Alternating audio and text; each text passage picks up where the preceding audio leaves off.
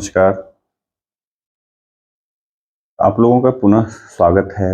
आज हम बात करेंगे उस महान शख्स की, जिसके बारे में जो चाटुकार हिस्टोरियन इतिहासकार जो थे, उन्होंने उनके योगदान को भुला दिया। उन्हें अलग तरीके से प्रताड़ना तो पहले मिला ही पहले, बाद में उन्होंने क्या किया, जो बाद के चाटुकार इतिहासकार थे वो उनको बदनाम करने की भी बहुत कोशिश की और साजिश की, जिसके तहत एक अलग तरह के जो है उनके बारे में भ्रांति फैला दी गई लोगों के बीच में, जिसके कारण लोग आज तरह तरह की बातें करते हैं। और खास करके कांग्रेसी, जो खास करके जो नेहरू के कांग्रेस के लोग हैं, जो वामपंथी विचारधारा के लोग हैं, वो लोग तरह तरह की बातें करते हैं।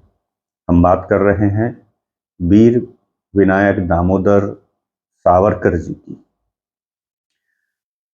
इसलिए इनकी बात करनी ज़रूरी है क्योंकि इनके दिए हुए देश के आज़ादी में जो योगदान था उसको लोगों ने भुला दिया। खास करके इतिहासकारों ने, जो खास करके कांग्रेस के पोषित और वामपंथ के जो पोषित इतिहासकार जो हैं या थे, उन्होंने इनके योगदान को मिला दिया, मिट्टी में मतलब मिलाने की कोशिश की, भुलाने की कोशिश की लोगों के मानस पटल पे। क्योंकि कांग्रेस की सरकार, खास करके नेहरू जी की सरकार, जो कि मैं पिछले वीडियो में मैं बोल चुका हूं कि वो एक कम्युनिस्ट विचारधारा के व्यक्ति थे, ना कि कांग्रेसी थे वो। तो उस हिसाब से कि भाई कोई ऐसा नहीं हो कि किसी और का महिमा मंडन किया जाए, सिर्फ कांग्रेस और कांग्रेस के कुछ गिने चुने लोगों का महिमा मंडन किया जाए। इसके तहत वीर सावरकर जी के जो योगदान जो देश की आज़ादी में थे, उसको भुलाने की कोशिश की, उसको मिटाने की कोशिश की, उसको मतलब एक जो स्वतंत्रता सेनानी हैं, वो इस देश को आज़ाद कराने में अपने योगदान देते हैं, उनको कहीं उनका कद ना बड़ा हो जाए, उनके बारे में लोग ज़्यादा बात ना करने लगे, इसलिए उनको पहले माने एक तरह से उनके जब मृत्यु होती है उसके बाद के लोगों में उनके द्वारा हत्या कर दी जाती है, इतिहासकारों के द्वारा। तो आज हम उन्हीं के ऊपर बात करेंगे और शुरुआत करेंगे आज उनके ऊपर कि इनका वीर सावरकर जी का जो जन्म हुआ महाराष्ट्र के छोटे से गांव भगूर में। उनके पिताजी का नाम श्री दामोदर पंत और माताजी का नाम राधाबाई था। और उनकी जो जन्म हुआ वो 28 मई 1883 को हुआ था। कोई नहीं जानता था कि यह जो वीर सावरकर का जो जन्म इस गांव में, छोटे से गांव में हुआ है, आगे चल करके भारतीय स्वाधीनता संग्राम का एक नायक बनेगा। ये अलग बात है कि उनको खलनायक बनाने की पूरी कोशिश आज तक कांग्रेसी कर रहे हैं, वामपंथी कर रहे हैं, लेकिन उनके खलनायक बनाने से कोई भी नायक खलनायक नहीं बनेगा।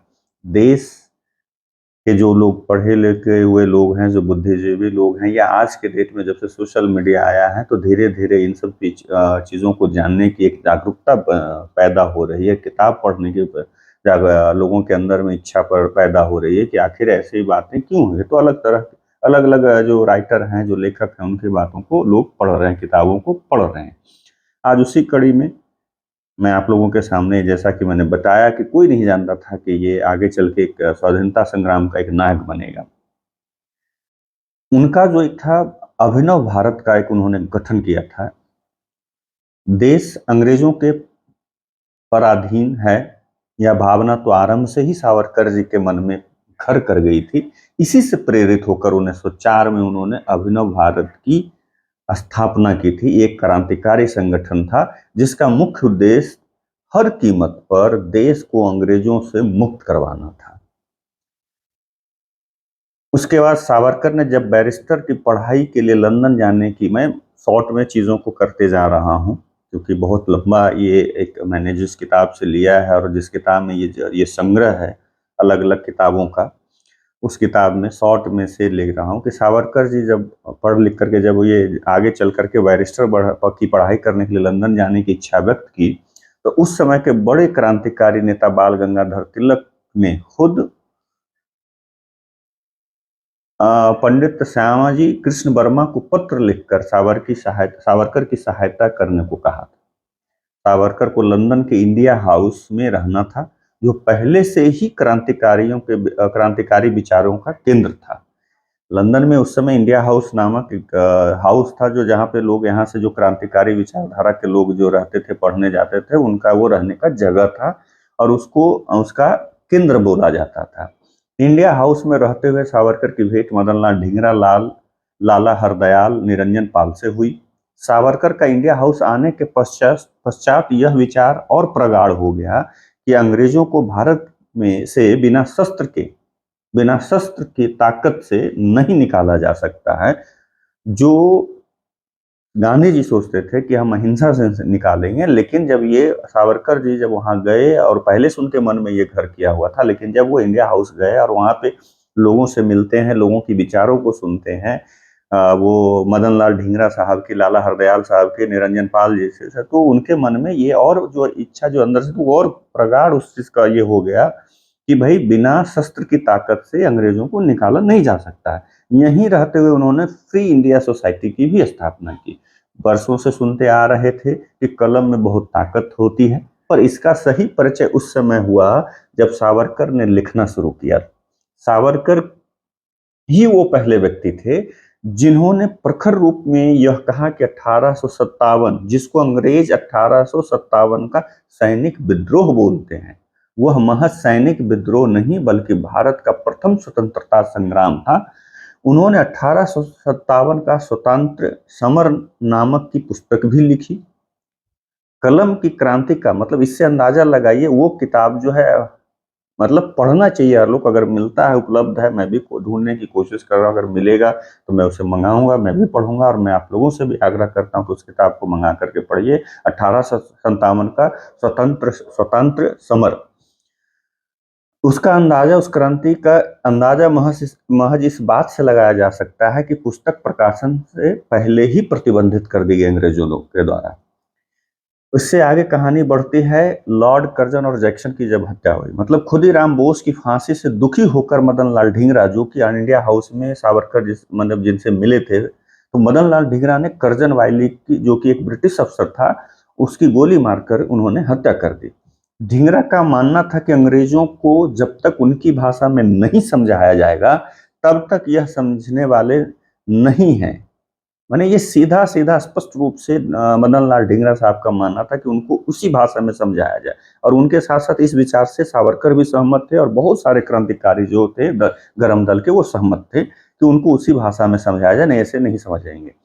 करजन की हत्या के बाद मदन लाल ढींगरा पर अभियोग चलाया गया। अंग्रेजों को अब आभास हो चला था कि इंडिया हाउस क्रांतिकारी विचारों का अड्डा बन गया है।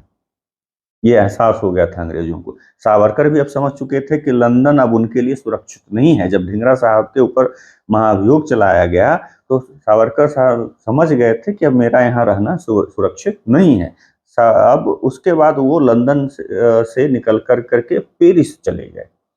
पेरिस में रहते हुए उनको पता चला कि नासिक में उनके भाई गणेश सावरकर को काला पानी की सजा के विरोध में एक युवक ने वहां के कलेक्टर को गोली मार दी, और वो जिस बंदूक से गोली मारी गई थी, वह सावरकर ने लंदन से भेजी थी।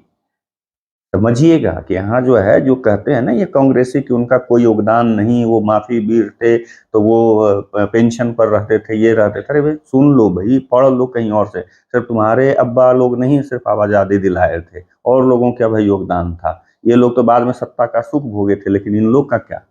इसलिए ये चीज आरोप लगाना बंद करो। तो उन्होंने जो वहां से बंदूक भेजा था, उसी से जब इनके भाई को काला पानी की सजा हुई, तो एक युवक ने वहां के कलेक्टर को गोली मार दी। आखिरकार 1910 में उन्हें लंदन से गिरफ्तार कर लिया जाता है, सावरकर जी को। अब यहाँ पे ब्रिटिश न्यायाधीश सावरकर जी की गिरफ्तारी के बाद इस बात का फैसला नहीं कर पा रहे थे कि उन पर मुकदमा ब्रिटेन में चलाया जाए या भारत में चलाया जाए। 1 जुलाई बाद में हालांकि यह निर्णय हुआ कि नहीं, इनको भारत ले जाए। 1 जुलाई 1910 को उन्हें भारत ले जाने का निर्णय किया गया है। सावरकर जी के क्रांतिकारी साथी उन्हें छुड़वाना चाहते थे। इसके लिए तय योजना अनुसार उन्हें मार्सेलिस बंदरगाह पर पहुंचते ही छुड़वाया जाएगा। ये योजना बनाया गया सावरकर जी के साथियों के द्वारा, जो उनके क्रांतिकारी साथी थे। सावरकर जी बंदरगाह पर पहुंचते ही अंग्रेज सिपाहियों को चकमा देकर जहाज से कूद गए। तैरकर बंदरगाह के तट पर पहुंचकर देखा तो वहां पर कोई साथी मौजूद नहीं था। उसके वजह से वो बहुत ही अंदर से व्यथित हो गए। वह भागते हुए फ्रेंच पुलिस के पास गए और उससे बताया कि वो राजनीतिक कैदी हैं। पर इतने में ही अंग्रेज सिपाही वहां पर आ गए और फ्रेंच पुलिस को लालच देकर सावरकर को वहीं से ले गए। हालांकि सावरकर का केस जो है अंतर्राष्ट्रीय अदालत में चला और राजनीतिक दबाव में फैसला जो है अंग्रेजों के पक्ष में ले लिया गया। दूसरी तरफ सावरकर को जैक्सन की हत्या के आरोप में 23 जनवरी 1911 को आजन्म कारावास की सजा सुनाई गई और दूसरे केस में भी महज 7 दिन बाद फिर से आजन्म कारावास की सजा सुनाई गई। इस प्रकार सावरकर ने हंसते हुए कहा, चलो अच्छा हुआ, 2 आजन्म की सजा देकर अंग्रेजों ने भारत के पुनर्जन्म की अवधारणा को अपनी स्वीकृति दे दी है। जो हमारे सनातन संस्कृति में पुनर्जन्म की बात की जाती है, हमारे भारतीय संस्कृति में पुनर्जन्म की बात की जाती है, उस पर उन्होंने ये कहा कि चलो अच्छा हुआ कि मुझे 2 बार आजन्म की कारावास की सजा दी, तो ये हमारी जो अवधारणा है उसको इन लोगों ने स्वीकृति दे दी है। इस तरह से हम सब ने काला पानी के बारे में कहीं पढ़ा या सुना होगा, पर काला पानी की सजा क्या थी?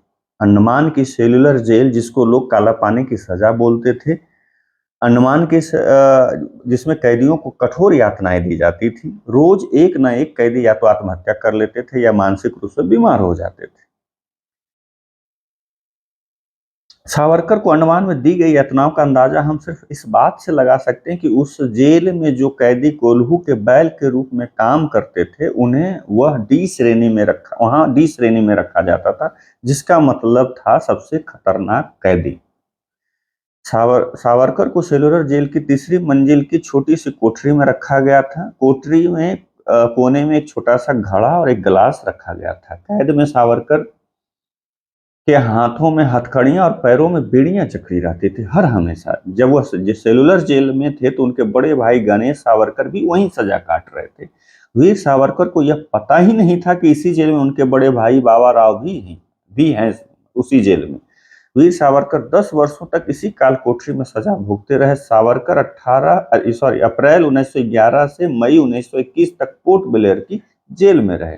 पर कहते हैं ना, एक देशभक्त कहीं भी रहेगा देशभक्ति।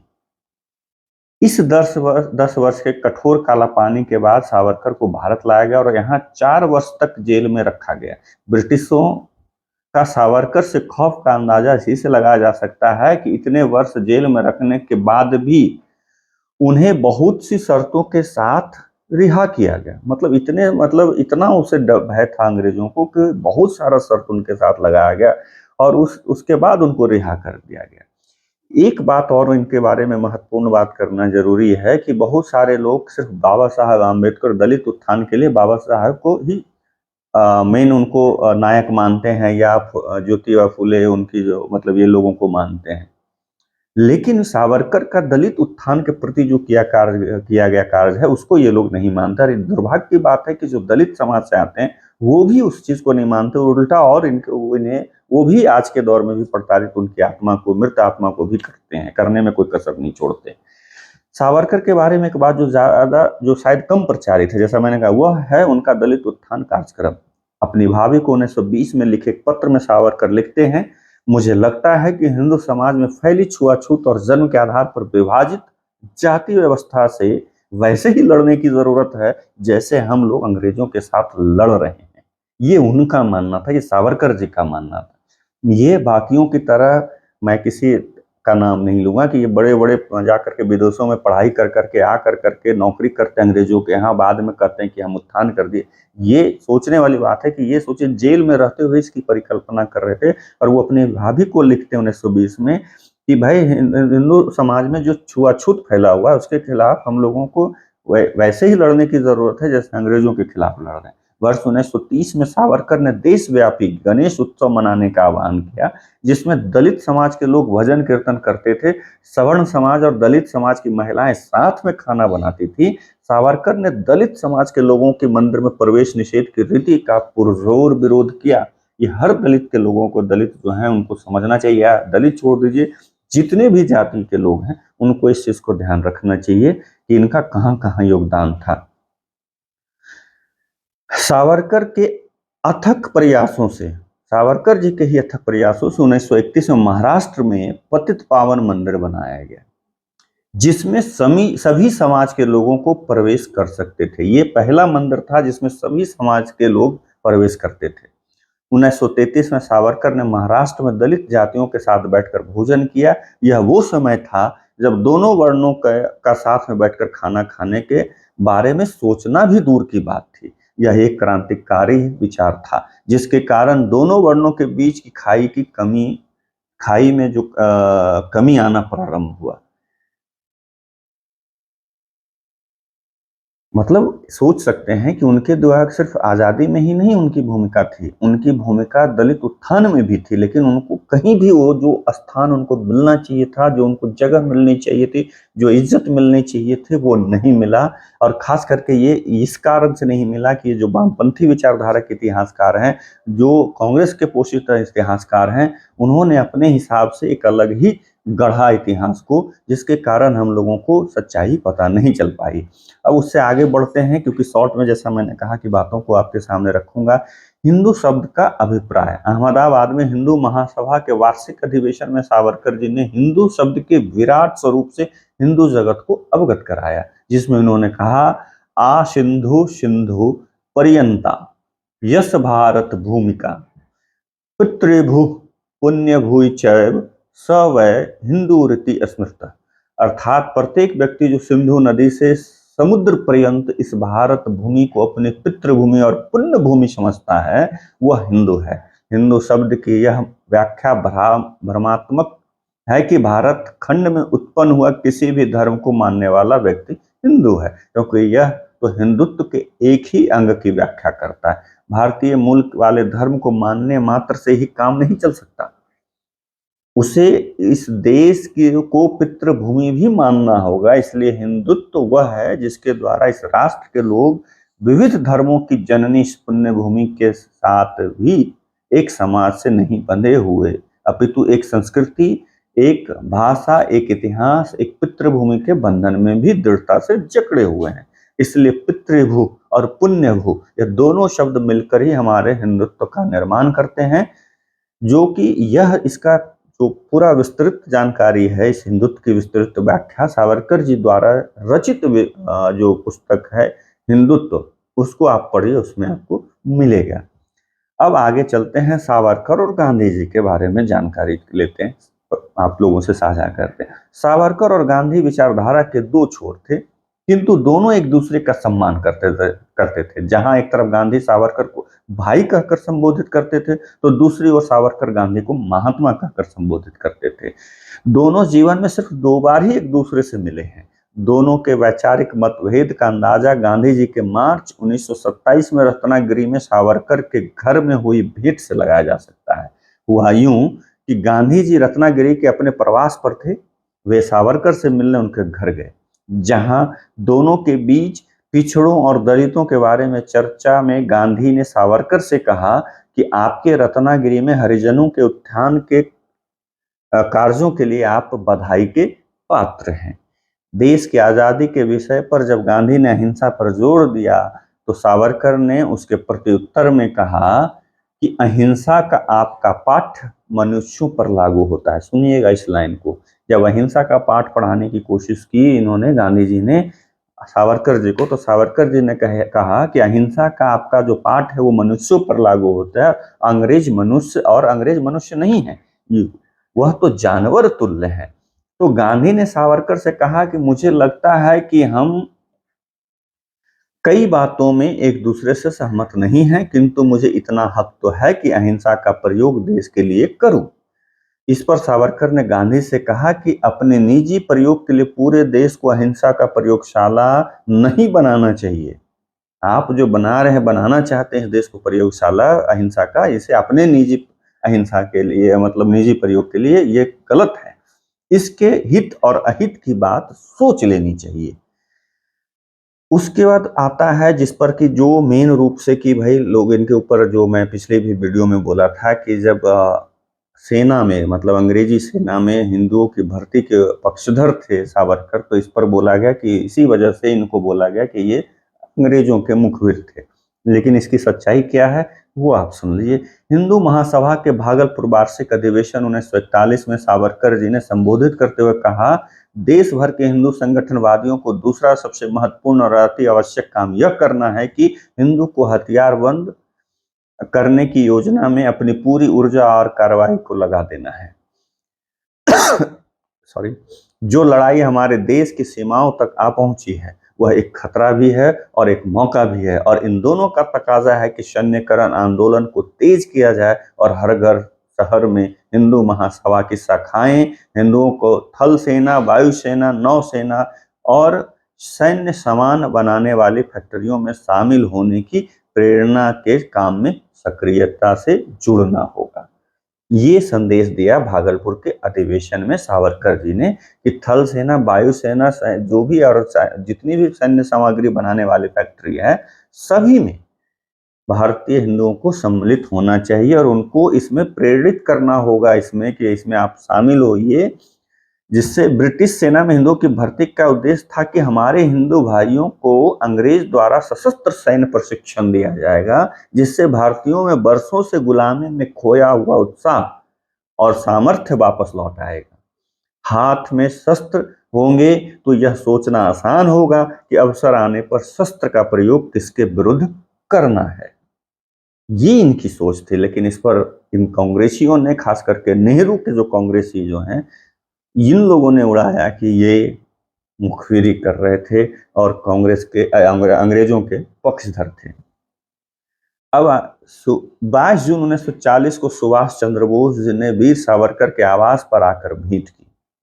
वो सावरकर जी द्वारा ब्रिटिश सेना में हिंदुओं के सेना में भर्ती होने की आह्वान की रणनीति से अवगत नहीं थे। सुभाष चंद्र बोस ने वीर सावरकर को बताया कि वह कलकत्ता में अंग्रेजों के सार्वजनिक स्थानों में मूर्तियों को हटाने का कार्य प्रारंभ करने वाले हैं। नेताजी की भावी योजना सुनकर सावरकर जी ने रास बिहारी बोस द्वारा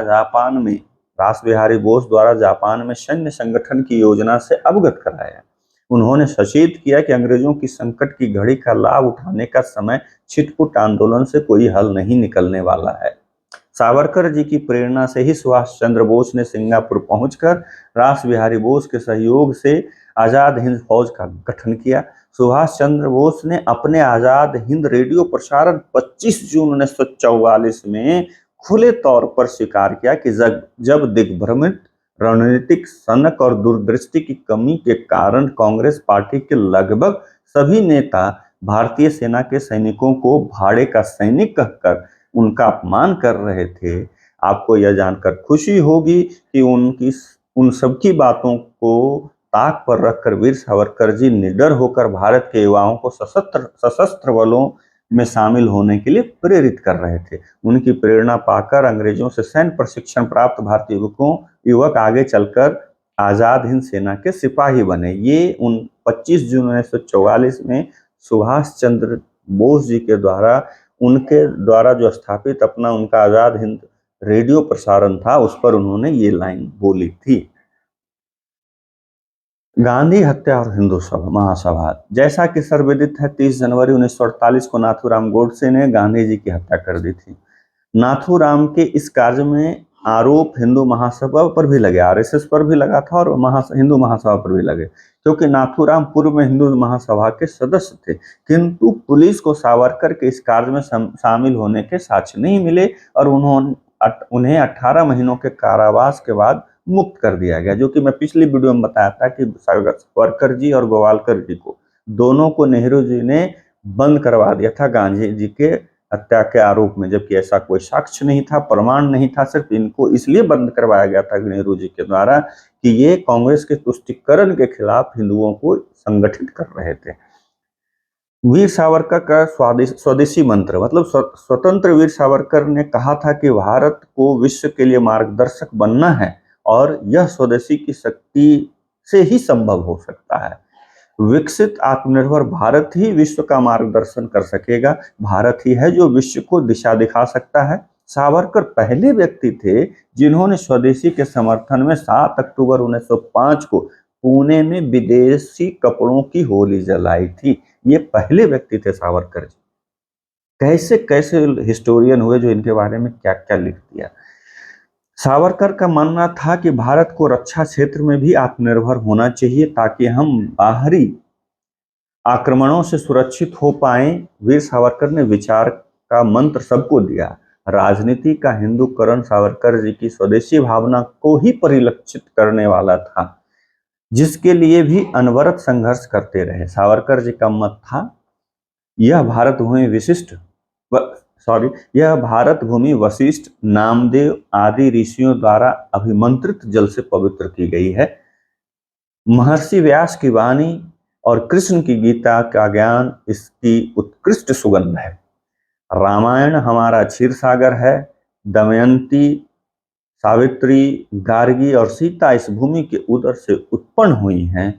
कणाद, कपिल, भास्कर, आर्यभट्ट, बराहमिहिर इत्यादि अन्वेषक, गौतम, महावीर, शंकर, रामानुज, नानक, दयानंद, विवेकानंद सरीखे धर्मवेता इसी धरती की गाथा से दिग्विजय धर्म सम्राट बन गए। चित्तौड़ के प्रताप, बुंदेलों के छत्रसाल, बंगाल के प्रतापादित्य, रामगढ़ के शिवा, पुणे के पेशवा, पानीपत का रक्षा मैदान, सिंहगढ़ की खड़ी चट्टान, ज्ञानेश्वर की लेखनी, भक्त रामदास योद्धा हो या तत्ववेता, शास्त्रवेद अथवा कवि, देशभक्त और राजनीति के धुरंधर सभी मिलकर जिसका स्रोत गा रहे हैं, उस महान भूमि का वंदन है, सत सत अभिनंदन है। इस प्रकार सावरकर जी ने भारतवर्ष के महान ऋषियों व महापुरुषों का स्मरण करते हुए स्वदेशी की महत्ता पर प्रकाश डालकर हम सबका मार्ग प्रशस्त किया। विदेश नीति पर स्पष्ट दूरदर्शी दृष्टि उनकी थी। आज चीन अपनी विस्तारवादी नीति के चलते लद्दाख तथा अरुणाचल प्रदेश के कुछ क्षेत्रों पर अपना दावा ठोक रहा है। वास्तव में चीन के साथ सीमा विवाद आजादी के समय की सरकार द्वारा लिए गए निर्णय का ही परिणाम था, जो कि मैं पिछले वीडियो में बता चुका हूं।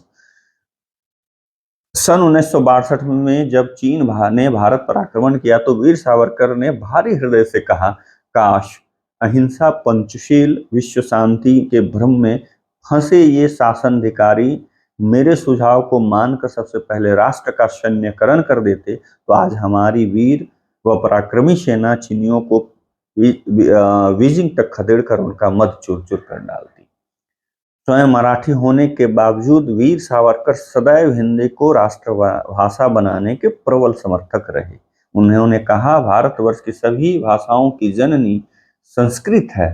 राष्ट्रभाषा वही स्वीकार की जा सकती है जो संस्कृत के अत्यधिक निकट हो। यह गौरव हिंदी को ही प्राप्त है। कोरिया, चीन, जापान, तिब्बत, नेपाल, बाली और लंका इत्यादि देशों ने भारत में ही उद्भव होने वाले हिंदू और बौद्ध धर्म को आत्मसात किया है। इन दोनों धर्मों के धर्म ग्रंथ संस्कृत और पाली भाषा में लिखे गए हैं। अतः देश की राष्ट्रभाषा वही होनी चाहिए जो विश्व के भौगोलिक पटल पर भारत का प्रतिनिधित्व कर सके। इस प्रकार भारत की वर्तमान चुनौतियों के समाधान के रूप में सावरकर जी का दर्शन आज भी उतना ही प्रासंगिक है जितना कि आजादी से पूर्व था। अब आखिरी जो है कड़ी में उनका जो है मृत्यु का आलिंगन। 1 फरवरी 1966 को सावरकर ने अपने निकट संबंधियों से कहा कि उनके जीवन के उद्देश्य पूरे हो चुके हैं, एतेव वह अब और जीवन नहीं चाहते हैं, और उन्होंने अंजल त्याग दिया था, जिससे उनका स्वास्थ्य दिनों दिन गिरता गया। 26 फरवरी 1966 की सुबह सावरकर जी की हालत ऐसी नाजुक स्थिति में पहुंच गई जहां से वापस आना संभव नहीं था। सुबह के 11 बजे वीर शिरोमणि सावरकर ने मृत्यु का आलिंगन किया। अखंड भारत के स्वप्न दृष्टा कि वीर सावरकर पंच तत्व में विलीन हो गए। समस्त भारत उनकी अपूर्णीय क्षति में शोकाकुल था। अगले दिन 27 फरवरी 1966 का उनका पार्थिव शरीर एक मोटर गाड़ी में रखकर उनके निवास स्थान सावरकर सदन से चंदनवाड़ी स्थित शवदाह गृह तक ले जाया गया। अपने नेता के अंतिम दर्शन के लिए लोगों का तांता लगा हुआ था। लगभग 2 लाख लोग उनकी शव यात्रा में सम्मिलित हुए थे उस जमाने में। वीर सावरकर अमर रहे, हिंदू राष्ट्र की जय के नारों से सारा आकाश गूंज रहा था। सावरकर जी का निष्प्राण शरीर पंच तत्व में विलीन हो गया। इतिहासकारों ने वर्षों तक उनके विचारों एवं विधानों को या तो नकारने की कोशिश की या कम करने का भरपूर प्रयास किया। हम उनके विचारों से असहमत हो सकते हैं या सहमत हो सकते हैं, किंतु बहुसंख्यक समाज की जागरूकता और एकीकरण के लिए उनके किए गए कार्य हमेशा ही तर्कसंगत रहेंगे। अरे हर भाई जो भी व्यक्ति हैं या हम, जरूरी नहीं कि उनके विचारों से सहमत हों, जरूरी नहीं हो कि हमेशा असहमत ही हों, दोनों चीज मैं कह रहा हूँ। लेकिन ये जो इतिहासकार हैं जो वर्षों तक अभी तक कोशिश में लगे हुए हैं, जो वामपंथी इतिहासकार की, उनके जो योगदान, उनके विचारों को नकारने की या तो कोशिश की या कम करने का भरपूर प्रयास किया या उनके विचारों को मिटाने का प्रयास किया, उनके दिए किए गए योगदान को मिटाने का प्रयास किया, लेकिन मिटने वाला नहीं है। आज न कल सच्चाई आ ही जाती है। अब जो है ये जितने भी ये संग्रह जो है, ये छोटा-छोटा जो अंश लिया गया है, वीर सावरकर, शिव कुमार गोयल की किताब है, डॉक्टर अंबेडकर जीवन दर्शन, ये किशोर मकवाना का है, Rajpal and sons Anarkali Lahore, doctor Dhirendra Antarjwala Verma का है, हिंदू सभा वार्ता से ये लिया गया है, डॉक्टर अंबेडकर जीवन दर्शन, किशोर मकवाना, जैसा मैंने पहले बताया, गांधी और सावरकर, ये राकेश कुमार आर्य जी की किताब से भी लिया हुआ है, हिंदू राष्ट्र प्रणेता वीर विनायक दामोदर सावरकर, विवेक मिश्रा जी का, ये इन लोगों के लिखे हुए पुस्तकों से ली गई थोड़ा सा ये अंश है, ये संकलन है जिसके आप लोगों से मैंने साझा किया। और इसमें जो जितना, जैसा मैंने बताया कि आप लोगों को, कि वीर सावरकर जी के जो आज़ादी में जो योगदान था, इस देश के लिए जो योगदान था, जो दलित उत्थान के लिए जो योगदान था, जिसको कि ना हम लोग या तो हम जानते हुए उसे नकारना चाहते हैं या जानबूझकर, मतलब एक जो हमारे मानसिक पटल पर एक जो धूल बिठा दी गई, या यूं कहें कि हम धूल बिटने दिए, हटाने की कोशिश नहीं कर रहे हैं, जिसके कारण जो कांग्रेस है, कांग्रेसी है, वामपंथ है, वामपंथी है, जो उनके विचारधारा के लोग हैं, इवन कि जितने भी बाद में ये नए नए जो बाबा राव भीम साहब के जो समर्थक बने हैं या अनुयायी बने हैं, ये इन सब चीज़ों को भुला देते हैं। हम लोग, सब लोग भुला दे रहे हैं कि सिर्फ एक व्यक्ति या किसी एक संगठन के कारण हमें देश की आज़ादी नहीं मिली है। बहुत सारे देश में ऐसे लाखों लोगों ने कुर्बानियां दी हैं। सिर्फ अहिंसा से अगर आज़ादी मिलना होता तो कब का मिल गया होता, लेकिन ये तब मिली जब यहाँ पे क्रांतिकारियों, जो गरम दल के जो क्रांतिकारी थे, जो हिंसा का रास्ता अपनाया, जब तेजी से अपने क्रियाकलाप को में लाया, तेजी लाया, तब जाकर करके अंग्रेज यहाँ से भागने पर मजबूर हुए। लेकिन क्या हुआ कि आज भी गांधी को ये किया जाता है, सिर्फ नेहरू को किया जाता है, कुछ लोगों को, और दलित उत्थान के लिए सिर्फ भीमराव अम्बेडकर को या ज्योतिबा फुले को दिया जाता है, सावित्रीबाई फुले को दिया जाता है, एक पेरियार को बताया जाता है, जबकि ये सब लोग, पेरियार तो बहुत बाद का ये चीज में आया, लेकिन ये नहीं सोचते कि यही वीर सावरकर जी ने एक अलग से मंदिर बना कर करके उसमें सभी धर्म के लोग बैठते थे। खुद जो ब्राह्मण होने के बाद भी वो, मतलब लोगों के साथ बैठ के खाना, इसके पक्षधर थे कि नहीं, सभी दलों को वो उसका भरपूर उस समय विरोध किया था। और उन्होंने कहा था कि जो हिंदू में छुआछूत का जो बीमारी फैला, उसके साथ खिलाफ लड़ने के लिए हम लोगों की वैसे ही आवश्यकता है जैसे हम अंग्रेज के खिलाफ लड़ रहे हैं। अगर आपको ये अच्छा लगे, ये जो मेरी वीडियो है आपको अगर अच्छा लगे हो, पसंद किया, अगर आपने अभी तक मेरे चैनल को सब्सक्राइब नहीं किया है तो प्लीज़ सब्सक्राइब करें, लाइक करें, शेयर करें। अगर ये आपको थोड़ा सा वीडियो अच्छा लगे तो ज़रूर शेयर कीजिएगा लोगों से। हो सकता है कि मेरे बोलने में भी, क्योंकि मैं अभी छोटा सा अभी चैनल शुरुआत किया हूँ, तो हो सकता है कि मैं उस तरह से आप लोगों के सामने इन सब कहानियों को अच्छे से पेश नहीं कर पा रहा हूँ, तो उसके लिए माफ़ी चाहता हूँ। धीरे धीरे सीखने की कोशिश कर रहा हूँ, लेकिन अगर थोड़ा सा भी अच्छा लगे तो लाइक शेयर ज़रूर कीजिएगा, और अभी तक सब्सक्राइब नहीं किया तो सब्सक्राइब कर दीजिएगा। तब तक के लिए आप लोगों से विदा लेता हूँ, फिर अगले वीडियो में मिलूंगा। जय सिया राम। गर्व से कहो कि हम हिंदू हैं। जय हिंद।